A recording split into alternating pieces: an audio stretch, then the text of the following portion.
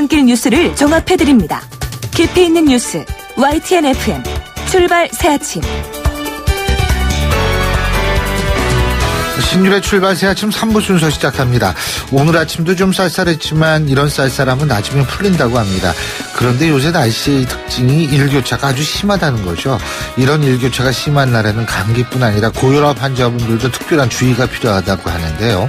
하지만 날씨가 너무나 쾌적해서 이 집안에 있기 힘들 정도인데 그래서 낮에 나들이 하시는 분들 많을 겁니다. 하지만 꼭 체온을 일정하게 유지하려는 그런 노력이 필요한 때죠.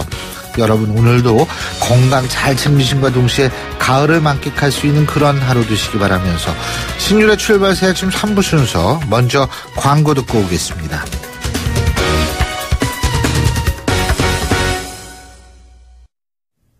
YTN 라디오 신율의 출발 새아침. 요즘 여러 가지 문건 조작 의혹으로 시끄럽죠. 어제 저희 방송에서는 박근혜 정부 때 청와대가 세월호 관련 문건을 불법 조작했다는 의혹에 대해서 전해드린 바 있는데요. 자, 이번엔 5.18 민주화 운동 당시에 시민들을 향한 군의 발포가 자위권 발동 이전에 이루어진 것을 보여주는 문건이 공개됐습니다. 만일 이 문건이 사실이라고 한다면 당시 발포 명령은 없었다고 한 전두환 전 대통령의 말이 거짓말이 되는 건데요. 이런 가운데 법원의 출판, 배포 금지 명령을 받은 전두환 씨의 회고록이 제출간되면서 5.18 사태와 관련된 논란은 끊이지 않고 있습니다. 자, 관련해서 5.18 민주화 운동 당시에 현장에 계셨고 또 구속된 전력도 있으신 분이죠. 더불어민주당 강기정 전 의원 전화 연결해서 입장 들어보겠습니다. 강 의원님 안녕하십니까? 네, 안녕하십니까? 예. 지금 5.18 당시에 우리 강 의원님도 광주에 계셨죠, 그죠? 네, 함께 참여도 했고. 이때 대학생이셨죠? 고등학생이었습니다. 아, 고등학생이셨어요? 대동고. 네. 아, 그러면은 그때 당시에 그래도 여러 가지를 다 보셨겠네요, 그죠? 그렇습니다. 당시에는 최초로 휴교령이 내려진 고등학교가 저희 광주 대동고고요. 예. 5.18 당시에는 고등학생을 포함해서 광주 시민들이 거의 시위에 참여했거나 목격했습니다. 자, 그래서 이게 또 남다를 것 같다라는 생각이 드는데요. 근데 그동안 전두환 씨 측은 시민을 향한 발표 명령은 없었다 이런 주장을 했었죠.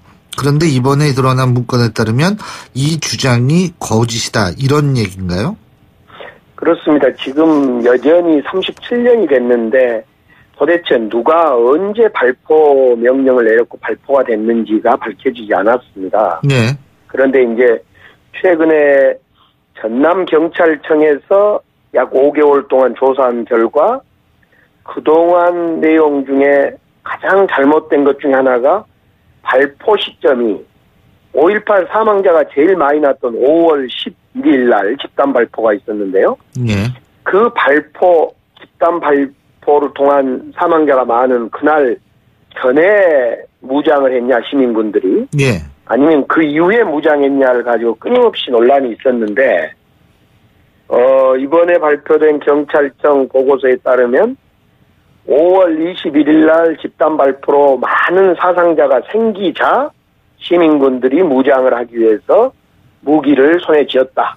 이렇게 결론이 내려진 겁니다. 그러니까 이 자위권을 발동하라는 형식의 문건 이것도 존재는 하지 않습니까 지금? 그죠? 그렇습니다. 근데 이건 사후에 만든 거다 이런 입장이신 거죠? 88년에 5.18과 관련된 청문회가 최초로 국회에서 실시가 됩니다. 예. 이때 당시에 보안사가 주도해서 5.11 분석반이라는 팀을 하나를 만들어서 예. 이 5.11 분석반이 사실을 조작하고 왜곡하기 시작했다 이렇게 지금 보고되고 있습니다. 그러니까 88년에서야 5.18이 일어나고 8년 만에 청문회가 되는데 광주 청문회라는 50 청문회가 되는데 네. 그때 그 청문회를 대비하기 위해서 보안사가 보안사령부가 5.11 분석반을 만들고 그 분석반에서 여러 가지 사실 앞서 말씀드린 특히 언제 사격했냐 실탄을 언제 지급했냐 이런 문제를 막 조작했다라고 하는 것이 지금 최근까지 확인된 내용입니다. 그러면은 우리가 제일 중요한 건 발포 명령자 아니겠습니까? 그죠? 예, 예. 이 부분은 어떻게 보십니까? 결국 저희들은 이제 정말 확신을 하고 있었던 것은 전두환이다. 네. 이렇게 이제 발포 명령자를 확신을 저희들은 하고 있는 거죠. 왜 그럴까? 적어도 당시에 전두환, 정호영, 여기가 이제 라인인데, 지금 5.11 분석반에서 조작됐다라는 증언이 또 나오고 이런 것들이 다 당시에 삼공수에서 직접 사격을 했던 이모 중령인데요. 예. 이 삼공수를 총괄 지휘한 사람이 정호영이었고, 정호영, 전두환, 이렇게 공수, 이렇게 이어졌기 때문에, 당시에는 전두환, 최고 통수권자인 전두환을 통해서 이런 그 사격명령이나 발포명령이 내려졌다. 이것은 누가 보더라도 명확가냥하다. 이렇게 보는 겁니다. 예. 근데 경찰이 어쨌든 이번에 그 문건을 경찰이 공개한 거죠. 그죠? 정부 문서로서 최초의 문서였죠. 공개 발표였죠. 예. 근데 그러면은 이게 과거에 아까 1988년 50 청문회 말씀하셨는데 그때도 이게 제출할 수 있는 상황이 아니었던 모양이죠. 어떻게 보십니까, 이거는? 그러니까 이제 80년 이후에 전두환, 노태우로 이어진 군사정권이 이어졌고, 예.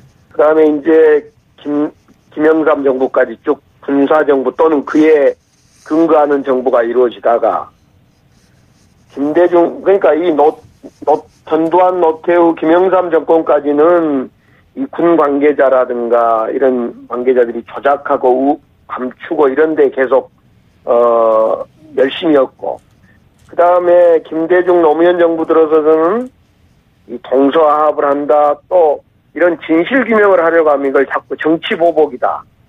이러면서 이제 그 진실규명을 못하게 정치적으로 몰아갔고, 이러다 보니까 37년 동안 이 사실들이 그냥 드러나지 않거나 또는 조작되거나 왜곡됐다.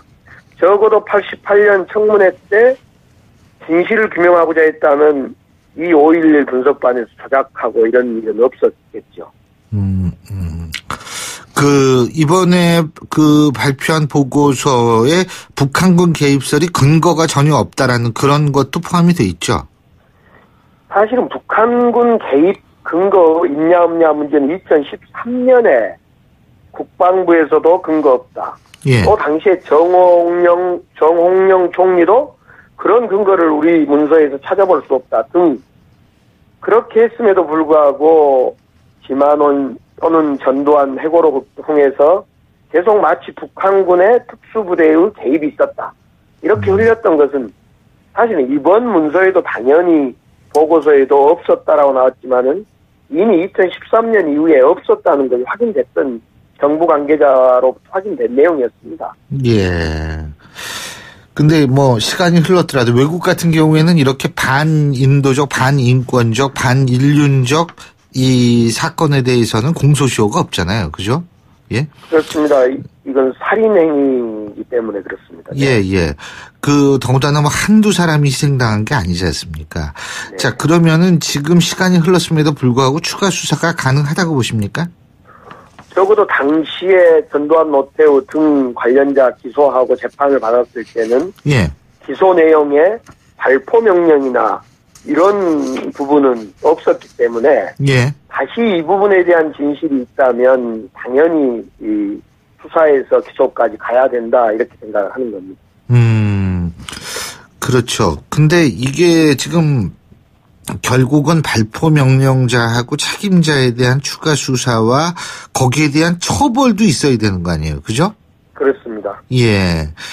지금 5.18 광주 민주항쟁, 민주화운동을 이 헌법전문, 개헌할 때 헌법전문에 추가해야 된다. 이렇게 생각하는 국민이 56.7%로 나온 여론조사가 있거든요. 그죠? 네. 근데 지금 국회에서 5.18 진상규명특별법이 계류 중이죠? 예, 예. 아직 3당, 여당과 또 다른 두 야당 3당이 지금 협의해서 이번 국회에 꼭 통과될 거라고 긍정적으로 생각하고 있습니다. 예. 근데 이게 왜 이렇게 오래 걸려요?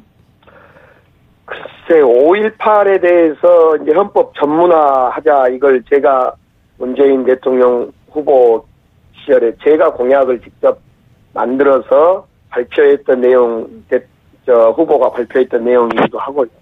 예. 여보세요? 잠깐만요. 강 의원님? 잠깐만요. 소리가, 예. 강 의원님? 예, 잘 들립니다. 예. 지금 예, 다시 잘 들립니다. 좀 아까 잘 안 들렸어요. 전혀 안 들렸습니다. 예. 말씀하시죠. 결국은 5.18이 민주주의를 성장시키고 민주주의를 키워왔다는데 부정해서는 안 돼서 예. 3.1운동, 4.19, 5.18로 이어지는 헌법 전문화 전문화를 해야 된다는 점에 대해서 부정하지 않을 건데 5.18을 자꾸 어떤 특정 지역 또는 특정 정당의 주장으로 등치시키는 소위 지금 현재의 야당의 그런 시각에 문제가 있다, 저는 이렇게 생각합니다. 지금 강기정 의원께서 내년 지방선거에서 광주시장에 나가실 생각이 있다는 보도가 있는데 맞습니까? 네, 준비하고 있습니다. 그렇다면은 5.18 특별법 처리나 발표 명령자 찾는 그런 작업들 말이에요. 네. 내년에 지방선거에서 광주시장에 당선이 되시면 이걸 일선에서 앞장서고 해결하실 수 있다, 이렇게 볼 수 있는 거 아닌가요? 그렇습니다. 5.18은 저와 한 몸이었습니다. 그동안 국회에 있을 때도 그랬고요. 제가 최근에 이제 교도소 안매장 발굴 문제도 우원식 대표와 함께해서 결국 이제 이번 달에 발굴이 시작될 거고요. 또 지난번에 헬기에서 총을 쏘았다는 헬기 사격 사건도 5월 20일부터 이제 제가 함께 지금 찾아 나서고 있고. 결국은 5.18은 제가 고등학교 시절부터 대학 그리고 정치를 하면서 떼울 수 없는 그런 내용이기 때문에 이 5.18 문제는 진실규명은 절대 놓칠 수 없는 가장 중요한 문제 중에 하나다, 이렇게 생각합니다. 예, 잘 알겠습니다. 이 부분 시간은 흘렀지만 반드시 밝혀져야겠죠. 예, 오늘 말씀 여기까지 듣겠습니다. 고맙습니다. 네, 감사합니다. 예, 지금까지 더불어민주당 강기정 전 의원이었습니다. 신율의 출발 새 아침 3부 순서 여기서 드리고요. 잠시 뒤 4부에서 뵙겠습니다. 날카로운 분석, 내일을 보는 시선, 신율의 출발 새 아침. 신율의 출발 새 아침 4부 순서, 먼저 광고부터 듣겠습니다. 예, 8시 32분 30초 지나고 있는데요. 화요일 아침 교통 상황 알아보겠습니다. 박하연 캐스터. 네, 신일의 출발 새 아침 교통정보입니다. 화요일 아침 고속도로 곳곳으로 차가 많은데 특히나 서울 외곽순환고속도로 이동량이 많아 보입니다. 중동에서 김포 요금소까지 10km 구간 밀리고요. 구리에서 판교 방향으로 남양주에서 상일까지도 6km 구간, 계속해서 느린 구간 하남 분기점에서 서하남까지도 8km 구간 더딥니다. 그 후로는 장수 부근 1차로에 승용차 관련한 사고가 나서 시흥에서 장수 통과할 때도 쉽지 않습니다. 서해안고속도로 외곽으로 나가는 길은 비봉 부근 1차로에 사고 나서 이 부근 통과가 어려운 상태고요. 그래서 비봉에서 화성휴게소까지 8km 구간 더디게 통과합니다. 서울로 들어가는 구간은 일찍에서 금천까지만 시속 20km 안팎입니다. 신일의 출발 새 아침 교통정보였습니다. YTN 라디오 신율의 출발 새 아침.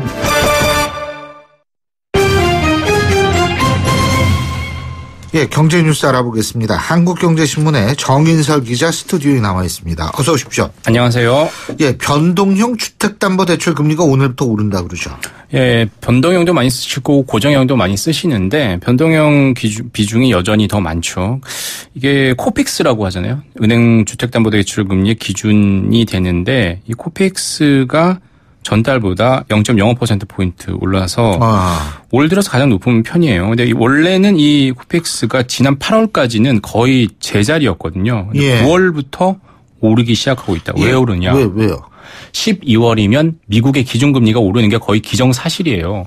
미국 기준금리가 오르는 게 원래는 더 상관이 있었는데 더 상관이 있는 이유가 뭐냐면 이번에 미국이 이번에 기준금리가 오르면 우리나라보다 기준금리가 더 높게 됩니다. 역전이 되는 거죠. 금리 그렇죠. 역전. 그게 상당히 유례 없는 일이죠. 글로벌 금융위기 직후에 그런 일이 없었는데 예. 지금 그렇게 되면 당연히 한국도 금리 인상 압박을 받겠죠. 그래서 어제 뭐 저희 아니 근데 금리를 먼저 인상한 다음에 올리면 모르는데 이게 먼저 오른다는 건 그게 좀 그렇지 않나요? 항상 시중금리는 기준금리가 오를 것 같으면 먼저 오르게 됩니다. 작년에도 그래요? 그랬습니다. 작년 12월에도 미국이 기준금리를 올렸잖아요. 예. 그때도 9월부터 딱 오르기 시작했어요. 올해도 마찬가지고요. 근데 올해는 예.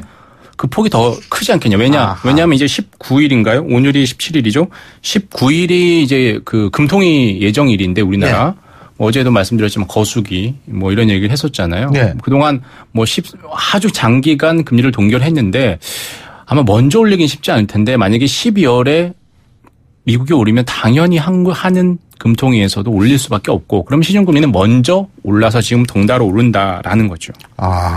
그러면 뭐 주택담보대출 금리는 당연히 오르겠네요. 이미 오늘부터 은행들이 17일부터 주택담보대출 신규 대출 같은 경우는 올립니다. 오늘부터. 그런데 이제 중요한 건 요즘에 최근에 대출 받는 분 새로 받는 분 많지 않은데 기존 대출이 문제죠. 이 코픽스 기준에서 이 금리 변동 주기는 보통 6개월이에요. 예. 6개월로 많이 받거든요. 그래서 보통 이 6개월 변동 기준 주택담보대출을 받으면 가장 쌉니다. 그 외에 뭐 1년 고정 2년 고정, 3년 고정하면 금리 자체가 올라가거든요. 그래서 대부분 분들이 6개월 변동금리로 많이 받는데 이게 이제 6개월 내에 이제 다 변동 주기가 올 때마다 만기가 올 때마다 금리가 오를 가능성이 높고요. 예. 작년에도 딱 그랬고 올해 이제 12월 미국 기준금리가 오르면 1.25에서 1.5가 되거든요. 우리나라 현재 기준금리 1.25%예요.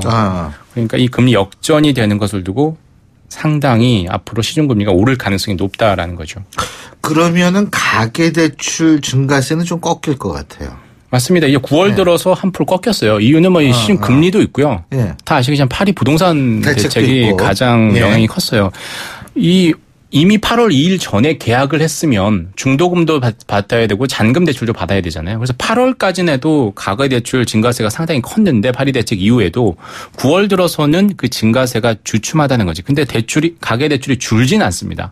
가계대출 사상 최고치는 계속 이어질 겁니다. 근데 증가액이 9월에 전 금융권 통틀어서 6조 2천억 원이었는데 8월은 10조 2천억 원이었거든요.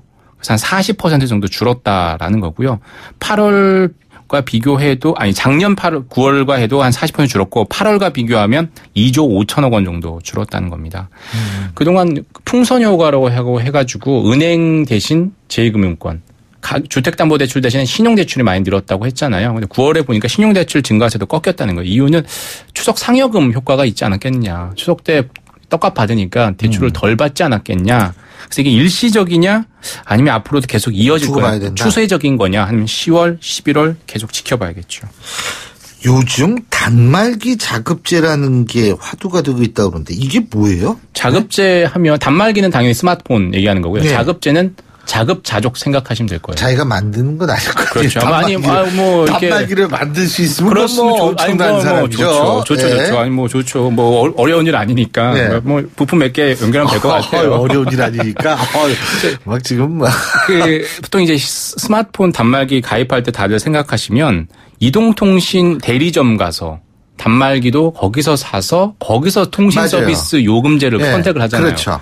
그렇게 하지 말고 물건은 딴 데서 사와서 통신 서비스는 이제 유통사, 이동통신사에서 가입을 하겠다는 거죠. 그게 단말기 자급제. 예를 들면 뭐 중국의 휴대전화 좀 싼 거를 뭐 인터넷이나 이런 데로 맞습니다.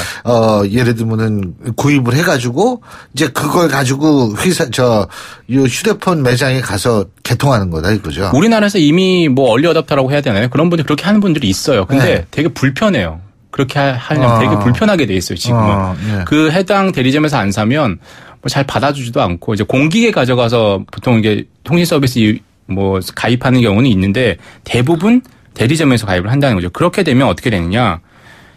이동통신사에 휘둘린다는 거죠. 그러니까 자급제를 하면 스마트폰 따로 요금제 따로 하면 조금 요금이 떨어지지 않게 경쟁이 더 치열해지니까. 그건 맞는 얘기인 실제로 것 같아요. 우리 보통 해외여행 갈 때 흔히 얘기하는 알뜰족들은 이렇게 하잖아요. 자기 스마트폰 가져가서 해당 유심칩만 사가지고 이동만 껴서 쓰면 그 나라 통신 요금제 적용해서 싸게 맞아요. 이용할 수 예, 있잖아요. 예.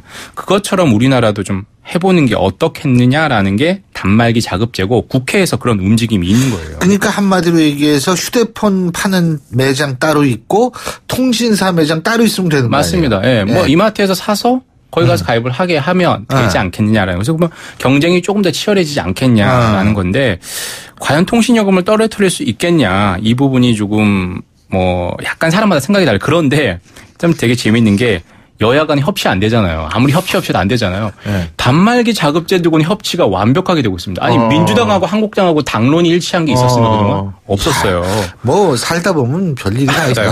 단말기 이 완전 자급제에 예. 대해서 한국당과 민주당이 거의 의견이 일치합니다. 예. 대부분 의원들이 법안을 발의한 상태예요. 그래서 삼성 LG전자에서 더 좋은 폰을 싸게 사서 이 통사에서 통신 서비스를 가입하는 단말기 완전 자급제에 상당 부분 공감을 하고 있어요. 그런데 국민의당하고 정부는 생각이 다르다고요. 맞습니다. 이것도 아주 신기한 이것도 얘기예요. 신기해요. 당정이 네. 어떻게 되냐 모르겠어요. 글쎄요. 민주당하고 정부가 아주 당정인데 신기해요. 국민의당하고 정부하고 지금 생각이 같은 거예요. 국민의당 정부는 완전 자급제 해봐야. 그리고 또 우리 신 교수님이 좋아하는 우리 김경진 의원이 여기 반대를 하고 있습니다. 예. 이거를 이렇게 하면 이게 그러니까 완전 경쟁 체제에서는 단말기 자급제를 하면 가격이 떨어지는데 우리나라 통신사 구조 봐라.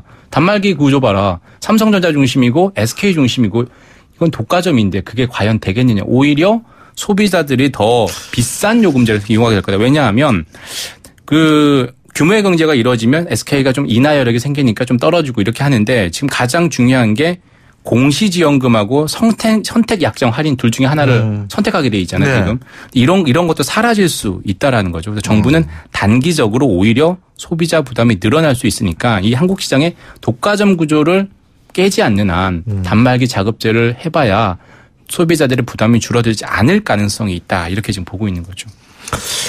그렇군요. 그리고 네이버가 자체 로봇을 공개했다고 그러는데 이게 뭐예요 이게? 네이버 뭐 이런 얘기 맞습니다. 네이버가 원래 포털이잖아요. 네. 근데 이제 뭐 신 교수님도 아시겠지만 신 교수님 되게 좋아하시는 그 번역기. 번역기 팝하고.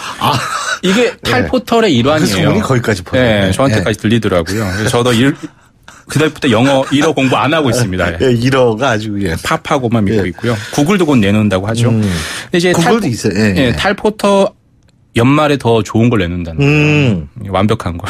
근데 탈포털을 하는데 그중에 한 일환이 작년에 자율주행 기술을 발표를 했고 올해는 로봇을 내놨어요. 작년에 내놨지만 이걸 9개로 늘렸습니다. 예.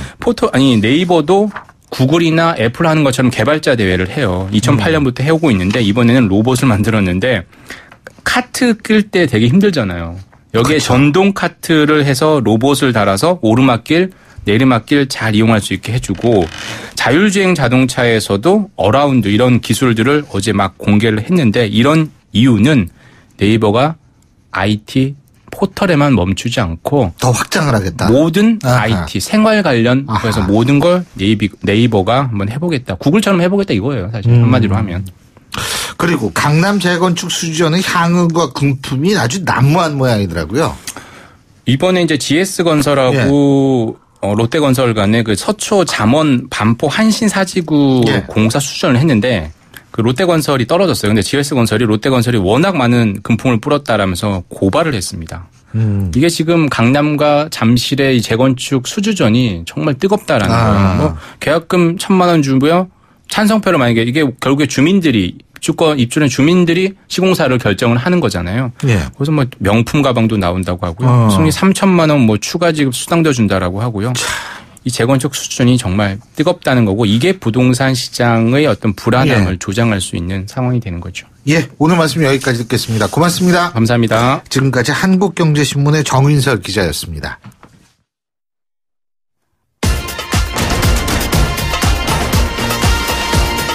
여러분이 지금 듣고 계신 주파수는 FM 94.5MHz입니다. YTN 뉴스 FM.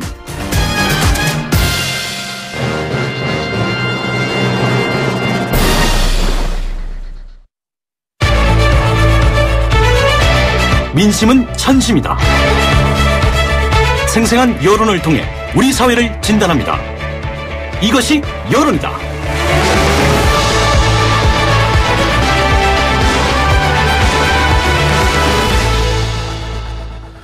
예, 아주 정말 역사상 가장 길었던 추석 연휴. 그 이후에 국제 정세도 그렇고요. 국내 정세도 그렇고 아주 급박하게 돌아가고 있습니다. 이 추석 연휴 이후 일주일 정도면 명절 민심이 파악된다는 말도 있는데요. 이런 가운데 국정감사가 6일차에 접어들었지만 여야의 설전으로 또다시 국정감사가 파행되는 사태, 여기에 대한 우려도 커지고 있는 상태입니다. 과연 대통령과 각 정당 지지율에 어떤 영향을 미쳤는지, 이것이 여론이다. 오늘도 여론조사 전문기관이죠. 그리고 스스로 화요일의 남자라고 칭하고 계신 분입니다. 리서치의 배종찬 본부장 나와 계십니다. 어서 오십시오. 네, 화남 배종찬 본부장입니다. 화나지는 않았습니다. 웃고 있습니다. 네. 이거 미소천사. 심상치가 않은데 이거. 네. 예. 자, 본부장님, 이 추석 연휴 이후에 대통령 지지율에 어떤 변화가 있었습니까? 변화가 있었습니다.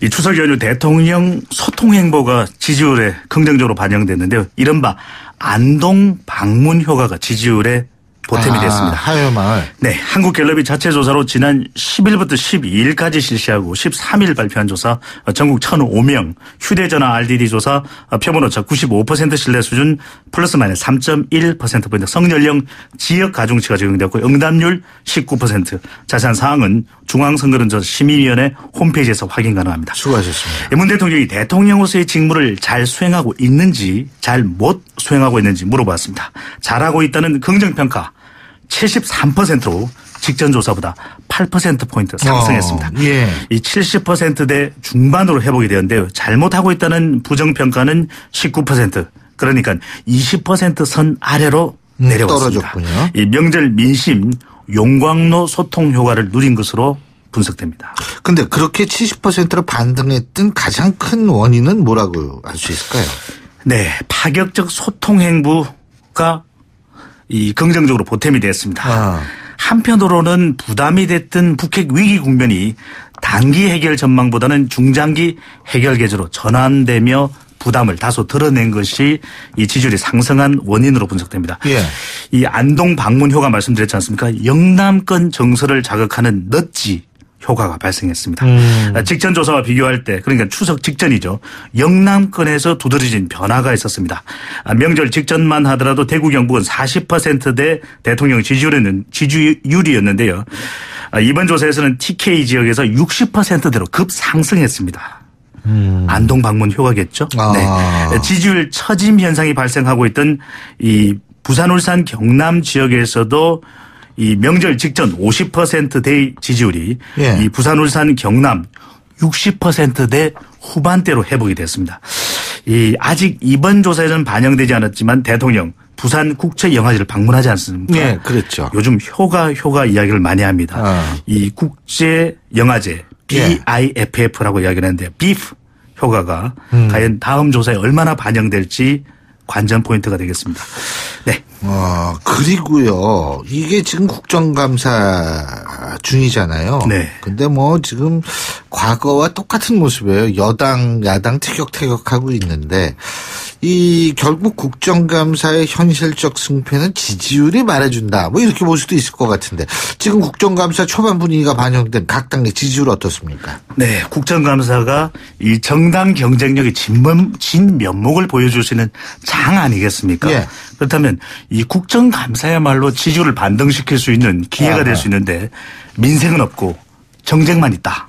이 국민들의 따끔한 지적에 기울여야 될 것으로 보여집니다. 이 나만 옳다는 생각을 버려야 되지 않겠습니까? 이 국정감사에서 특정 정당이 두드러진 역할을 보이지 못하면서 별다른 지지율 변화는 없는 것으로 나타나고 있습니다. 이 초반 이 국정감사에서의 활동이 지지율에 반영된 결과인데요. 이 더불어민주당 48%, 이 자유한국당은 11%로 나타났습니다. 이 정부의 여당과 강한 이슈 파이팅을 펼치고는 있지만 여론의 이 큰 긍정적인 변화는 아직까지는 나타나지 않고 있습니다. 이 자강이냐 통합이냐 기로에 서 있는 것이 바른정당인데요. 이 바른정당 지지율 8%, 이 국민의당과 정의당은 각각 5%에 그쳤습니다. 이 국정감사 활약이 절실한 정당이 국민의당 아니겠습니까?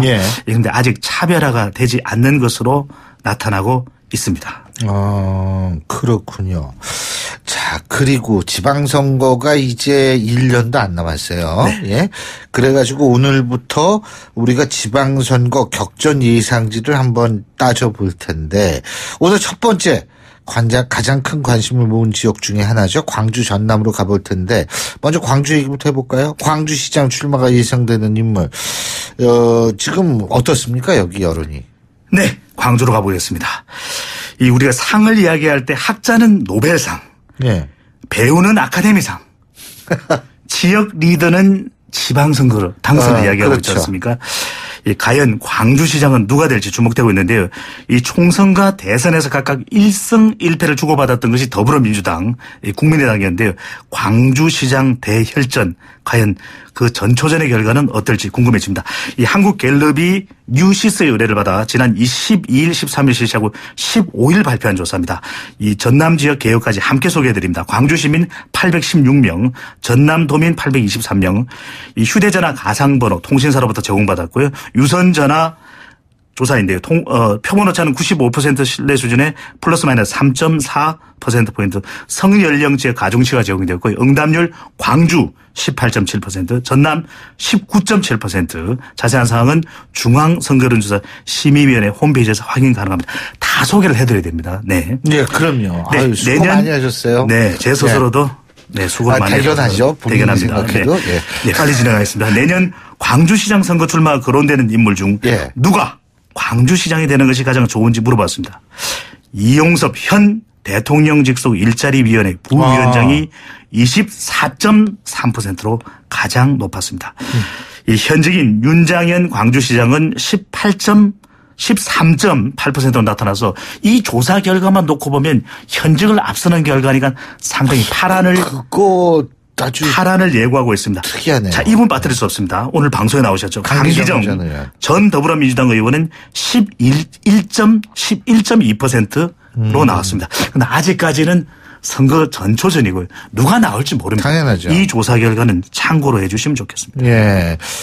그러면은 여기 국민의당도 또 만만치가 않지 않습니까? 그죠? 네. 국민의당, 더불어민주당, 광주시장 후보로는 각각 누가 가장 경쟁력 있는 인물로 결과가 나왔습니까? 네, 좋은 지적을 해 주셨는데요. 방금 전에 소개해드렸던 조사 결과가 여야를 망라한 건데 국민의당 후보는 포함이 되질 못했습니다. 네, 맞아요. 탑3 안에는요. 자, 나누어 보았습니다. 더불어민주당 강주시장 후보는 누가 가장 좋은지는 이용섭 부위원장, 네. 윤장현 시장, 강기정 전 의원 순으로 나오는데 이 윤장현 시장과 강기정 전 의원의 지지율은 상당히 비슷하게 나타났습니다. 국민의당 광주시장 후보로 넘어가 봅니다. 이 박주선 의원이 26.4%, 김동철 의원 22.1%, 예. 장병환 의원 17%로 호각지세로 나타나고 있습니다. 아직은 무응답률이 높았습니다. 이 국민의당 강주시장 후보 결과에는요. 유권자들의 마음이 상당폭 결정되지 않은 것으로 보여집니다. 그러니까 국민의당 후보들 보면은 국회 부의장 하시는 분, 그죠? 네. 상임위원장, 그것도 장관급 아닙니까? 그럼요. 그렇게 하시는 분, 원내대표 하시는 분, 전부 네. 이거네요. 네. 자, 그러면은 전남은 어떻습니까? 네, 더 관심 있는 지역이 전남지사가 아닐지라고 생각을 하게 되는데 감히 이낙연 국무총리가 지사직을 역임했던 곳이 전남 아니겠습니까? 맞습니다. 여야를 망라에 물어보았습니다. 누가 전남지사가 되는 것이 가장 좋은지 이계호 더불어민주당 의원 20.7%, 박지원 국민의당 의원 16.1%, 장만재 전남교육감 14.4%, 주성용 국민의당 의원 12.5%. 아직 절대 강자가 없는 가운데 오차 범위 내 접전 양상으로 나타나 있습니다. 이 더불어민주당 경선이 얼마나 치열할지와 이 박지원 의원의 현장 여론 반응이 얼마나 될지가 초미의 관심사로 보여집니다. 국민의당하고 그러면 이 더불어민주당 비교하면 누가 경쟁 있는 결과로 나왔습니까? 네, 이계호 이 표본 오차 범위 내이기 때문에 누가 앞선다라고 말씀드리긴 그렇죠. 힘든데 아주 더불어민주당과 이 국민의당이 접전 양상입니다. 그런데 조금 더 관심이 있는 국민의당으로 가봅니다. 이 국민의당 후보로는 누가 가장 좋은지를 물어보았는데요.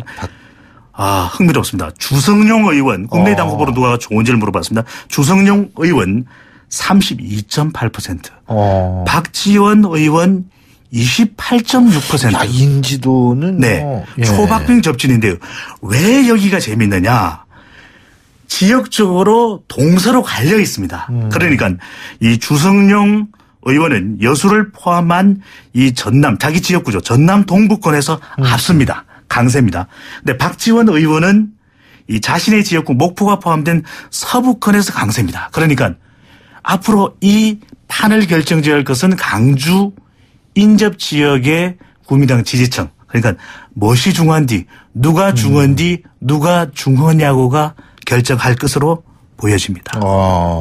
야, 근데 이게 벌써 그런 거를 이렇게 보면은 사실상 지방선거에 돌입했다라고 봐도 되겠네요. 뜨거워지니까. 막을 올렸다라고 봐야 될 것 같습니다. 지금 뭐 저희 방송에서 전해철 의원 같은 경우 경기도지사 출마 선언은 거의 한 거나 마찬가지고. 네. 예?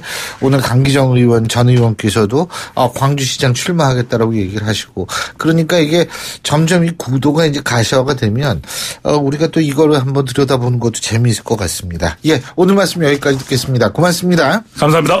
예, 지금까지 리서치의 배종찬 본부장이었고요. 자, 화요일에 보내드린 신율의 출발새 아침 오늘 순서는 여기서 모두 줄이겠습니다. 제가 앞서도 얘기했지만 요새 일교차가 큽니다. 여러분 건강 모쪼록 조심하는 그런 하루 되시기 바라겠고요. 전 내일 아침 7시 15분에 다시 오겠습니다. 신율이었습니다. 고맙습니다.